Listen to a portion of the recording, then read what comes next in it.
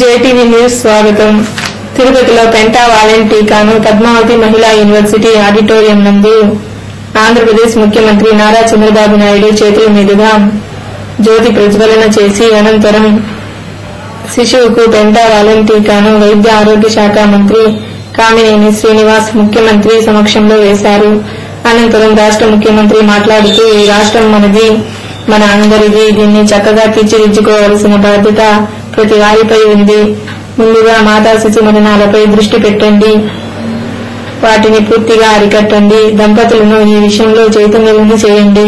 ఇందుకు అందుబాటులో ఉన్న సాంకేతిక పరిజ్ఞానాన్ని సద్వినియోగం చేసుకోండి. ఆరోగ్యకర సమాజంతోనే అభివృద్ది సాధ్యం. ఈ విషయంలో మీకు అండగా ఉంటా మీరు మాత్రం సత్ఫలితాలు సాధించాలి. మాతా శిశు మరణాలను నిరోధించే విషయంలో వచ్చే 2 ఏళ్లలో దేశంలోనే రాష్ట ప్రథమ స్థానంలో నిలిచేలా వైద్య ఆరోగ్య సిబ్బంది సమిష్టిగా కృషి చేయాలన్నారు. ఈ సమావేశంలో మంత్రులు బొజ్జల గోపాలకృష్ణారెడ్డి, కామినేని శ్రీనివాస్, శాసనసభ్యురాలు సుగుణమ్మ, సిమ్స్ డైరెక్టర్ వెంగమ్మ, వైద్య ఆరోగ్య శాఖ ఉన్నత అధికారులు, జిల్లా అధికారులు పాల్గొన్నారు. తర్వాత అధికారులు ముఖ్యమంత్రికి మెమోంటోలు అందజేశారు.